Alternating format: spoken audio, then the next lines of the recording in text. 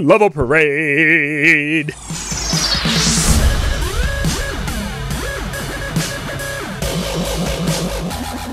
This is John Young with the Disc Jockey News and Disc Jockey News TV with the Tuesday tip of the week. Today's Tuesday tip is about going and attending and being in a parade. We've talked about parades on a lot of our videos, and we're going to look at the way of using parades today to help your branding, especially if you're just starting out. They can be a great way to get into and get in front of a lot of people, but get into the market and be able to do it without spending a ton of money. But there's some things you need to do if you're going to be in the parade, because I've seen DJs who have been in parades and no one knows they were there, and I've seen DJs who've gone into parades and everyone knew who that was. And I'm going to give you some tips today that hopefully help you make it so it's more effective for you to be branding in a parade this summer. First off, with your float, plan to have a fun float, and of course with music. Now a lot of us, of course, the music's like, well, it should be, right? Yeah, well, we'll talk more about music later, but sometimes people forget music on their DJ float. You want to make something fun and memorable with your float. I've seen too many DJs who go out there and they set up all their gear and they set up their lights and that's what they do with it. Or they set up their gear and their lights and then they have somebody singing karaoke through the parade, which is a little bit better. But if your singer's not really good, oh, not a good thing. You want something that's going to be memorable and fun that the families and the people in the community will look at. Number two, if your float is memorable and fun, you need to be thinking signage for this. Ideally, you want to have signs on both sides of the float so people can see your name, your brand as they go by. In my case, I would have on the sides of it www.djjohnyoung.com. Then on the back, you're going to want to have a sign, because on the front, you're going to want to have a sign. So when your float's coming towards them, they can look over there and say, hey, look at, there's DJ John Young's coming along. And as you're going by, they can, yep, there's DJ John Young. And then as it goes past, oh yeah, look at that, was DJ John Young's float right there. You want to make sure you have signage that's going to work for you. Now, with the signage, don't use small fonts. You want to make sure that your sign's easily read at 50 to 100 feet back. Most of your people are going to be somewhere between 20 and probably 50 feet away, but you want to make sure these signs are easily read, that you're using a font that makes sense and can be easily read. Colors that can be, are contrasting enough so it's easily read, whether it's in sunlight or in shade. You want to make sure that people can see easily who you are.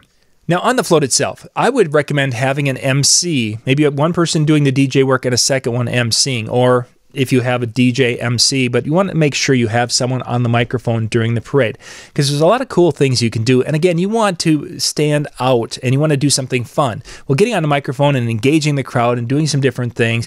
And, as an example, when you have your things you're going to be giving away, and we're going to be talking about that a little bit more here, but when you have these giveaway items, to have the MC who's controlling that and can have the crowd do shout-outs, he goes, hey, I've got a t-shirt here, I've got a DJ John Young t-shirt, who wants it?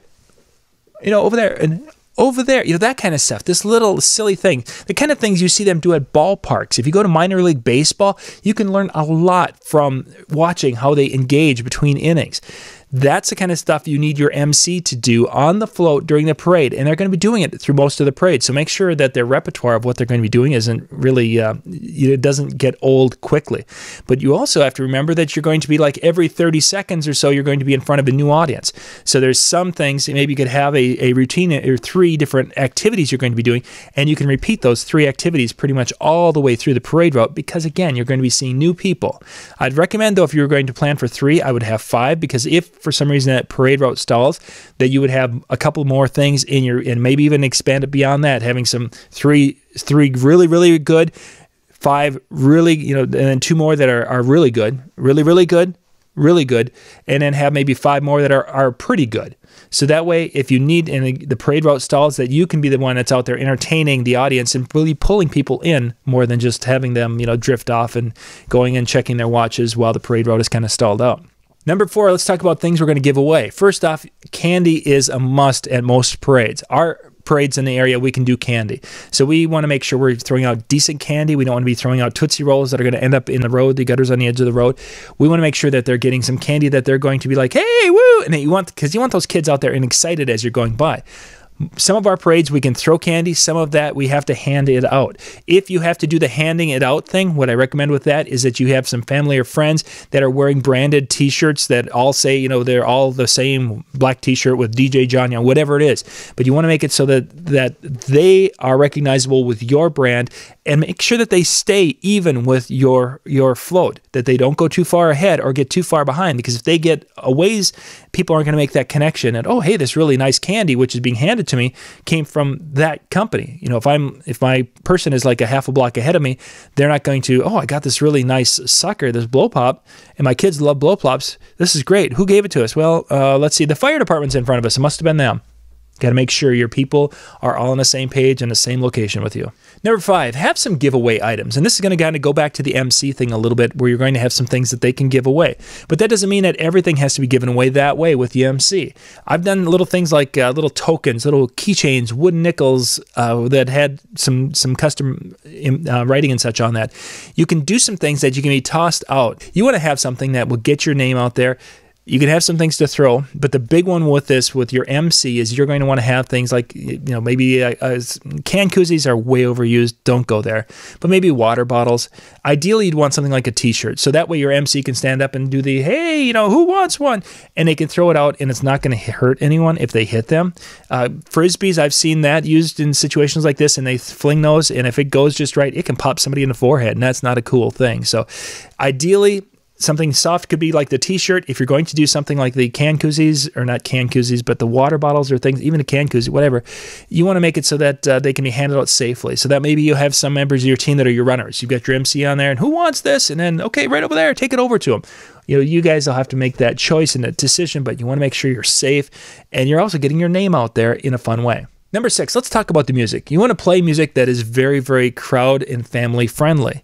Now, depending upon your brand, if you're branding yourself as a country DJ and you are the country DJ, you might be just playing basically strictly country throughout the whole parade. You'll have a handful of songs. You want to make sure that they're high recognition, very clean, very family friendly, their message is positive, what have you. But you want to make so that they're things that people they know. You don't want to be breaking new songs on the parade route. You want the people out there who probably don't go to the bar every Saturday or every Friday night, that go occasionally to weddings and things, that they'll recognize the music, because that'll be like, hey, this DJ plays really good music. And then when they hear a friend that's getting married and say, you know what, I just saw a DJ in the parade the other day. It was a lot of fun what they were doing. Yeah, his name was da-da-da-da, because they saw and the branding worked. But again, make sure you're showing a variety of music on the parade route. So if you're a DJ who does like weddings and you're doing the whole variety of music, then you might be doing a little smattering of all different styles of music. Now, I'd also recommend, when it comes to music, especially if you're doing a full gamut of music, is to mix in and mix out of the songs. I wouldn't play much more than probably a chorus and a refrain of a song, and I'd get out of it, because you're only going to be in front of these people for a short period of time. And ideally, I'd like to show that group of people maybe two styles of music. So maybe I will show them, you know, I'll start with a 50s song, I'll mix out of that into an 80s song, then I'll mix out of that. Hence why the idea of having a DJ and an MC on the trailer would be your best idea. Make sure you're picking your music properly, and picking a variety of things that's going to appeal to the crowd that you're in front of that day.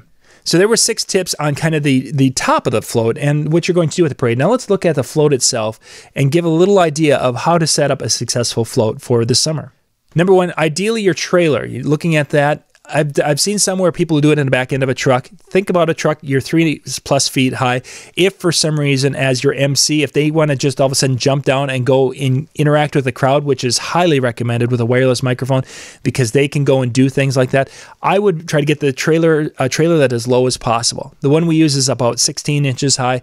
There's some snowmobile or ATV trailers that are low like that. I would, if you need to, go rent a low trailer so you're only about a foot off the ground.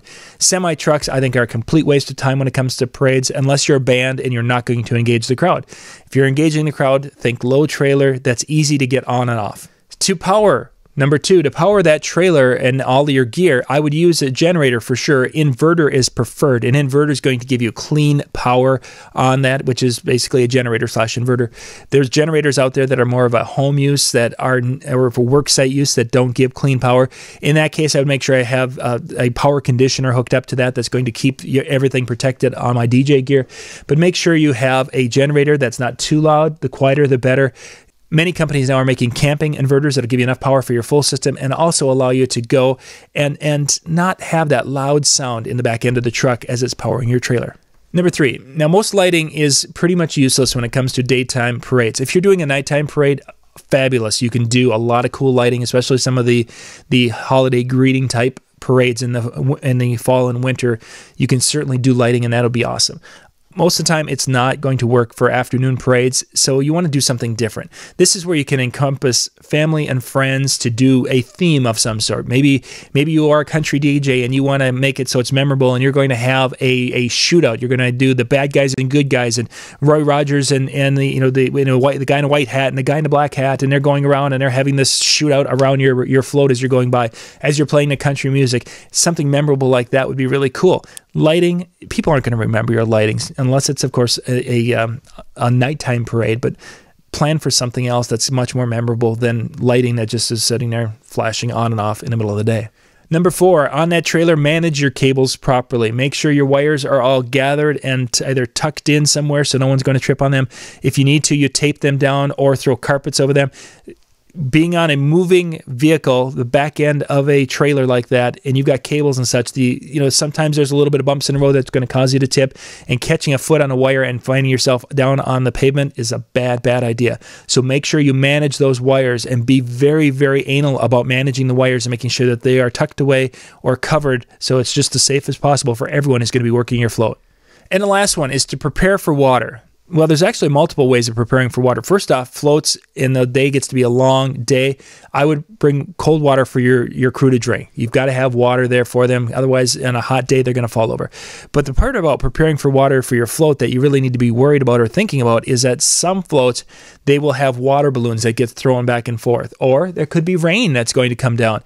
Or squirt guns. I've had all 3 of those hit me at parades at different times. So be prepared if it's going to be kind of a chance of showers that day. Have your plan in place where your team will come and cover everything up with the plastic so your gear is not going to be ruined. Be prepared with what you bring out for gear, because if people are throwing water back and forth, I've seen that where there's 2 families, one on each side, and as the things go by, they're throwing water balloons up and over the floats, and sometimes someone throws a balloon and it doesn't go up and over, it goes right into the float. I've had some of my gear get wet this way, and that's not a cool thing. So be prepared, keep your computers and things safe. If you need to, make that mix in advance, so all you have to do is kind of put it on with an iPad or an iPhone or something, and then you can tuck that away safely, whatever you need to do. But be prepared for water. So that's logistics. We've talked a little bit about getting our float ready and then the items with the float itself. Parades are a great time to do some branding and not spend a ton of money. And what's cool about it is once you put it together, you could probably use it in a variety of different parades around a community, and the cost is really candy and a few items that you throw out. So really for under $1,000, and I know that sounds like a ton of money, but I mean, you could throw $1,000 into it, do all your parades and get a lot of exposure for just a little bit of money. So parades, definitely something to look at if you're just getting started and you want to get your name out there in some of these communities. If this is your first Tuesday's tip, thank you for watching, first off. Secondly, is I'd like you to go down and click that like down below, because that really tells us that people are watching our videos and liking what they see. So please go down and give us a like if this Tuesday tip is helpful. Other Tuesday tips can be found in the description below. I've got the link to the full playlist of our Tuesday tips. You can click that and you can go check those out. We have a lot of great information. It's all there. You can see the subjects, lines and such, and talking about all the different things we've talked about that are important to mobile DJs. Once again, this is John Young with the Disc Jockey News and Disc Jockey News TV. Thanks for watching.